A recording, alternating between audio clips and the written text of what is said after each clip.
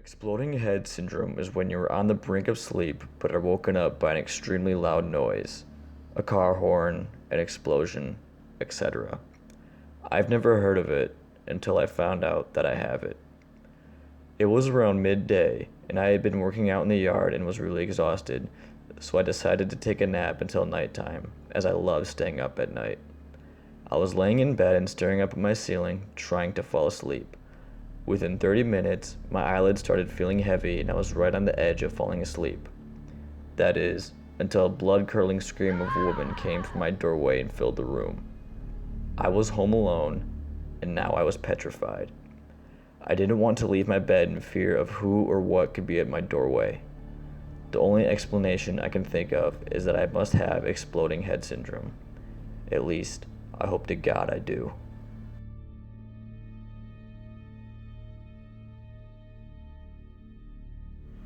When I was about 6 or 7 and my parents were still together, we lived in a fair-sized house and my dad hung out in the basement a lot. One day, my mom asked me to go to the garage and take the trash out. So I went on my merry way, flicked the light on in the hallway and opened the garage door. What I saw still terrifies me and gives me chills to this day. There was something in the far corner of the garage, a humanoid figure crouched down, staring right at me. Now, my dad was known to prank us often, so thinking it was him, I called out, "Very funny, Dad." Then, all the while never breaking eye contact with whatever this figure was, I heard my dad respond from the living room. I froze for what felt like forever, but was probably only a few minutes, and I was too scared to move, thinking the figure would pounce. It was so clear, and I could see the light from the hallway reflecting off its shiny black eyes. I shut the door and tore up the stairs like a bat out of hell. When my mom went down to check it out, there was nothing to be found. I refused to go beyond the doorway of our garage ever again.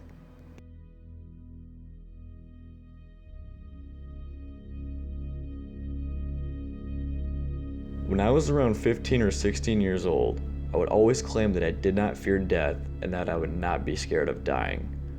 Around that time, I would say that my older brother had just moved out, and since I missed him a lot, I decided to sleep in his bedroom. That night, I slept pretty early, and I remember waking up at 3 a.m. I was very groggy, and I remember suddenly not being able to move. All I could do was move my eyes, and out of nowhere, I heard the giggle of a little girl. It wasn't a loud laugh, just a small, childish little giggle, and it sounded like it was right in my ear. I was scared, but I forced myself back to sleep only to be woken up a few minutes later. I couldn't move again, but this time I didn't hear a child's laugh. There was a window right next to the bed I lay on, and when I looked through the window, I saw a silhouette of 3 human figures. They just kept walking back and forth, and I couldn't do anything but watch them walk, and I realized that it was impossible for people to be walking outside my window because my mother had her big rose bush located right there. As I realized that, they abruptly stopped, and I could see their silhouette faces snap their head towards me and pounce at me. I tried screaming for my mom, but no matter how much I tried to scream, I couldn't make a sound. I couldn't move, and I wanted it to end. I forced myself asleep again, hoping that I'd make it through the night and wake up in the morning to ask my mom if she ever heard me make a sound at night. Unfortunately, I woke up again, and when I checked my phone to see the time, I wanted to cry. It was still around 3 a.m., and I thought it was impossible. It felt like I slept through the night, but again, only a few minutes had passed. Once I set my phone next to my pillow, I suddenly felt like I couldn't move, like I was being held down to the bed.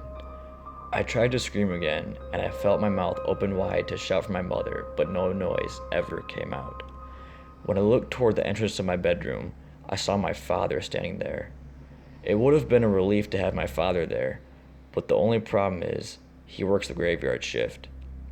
My father's figure wasn't looking toward me at all. He was just standing there.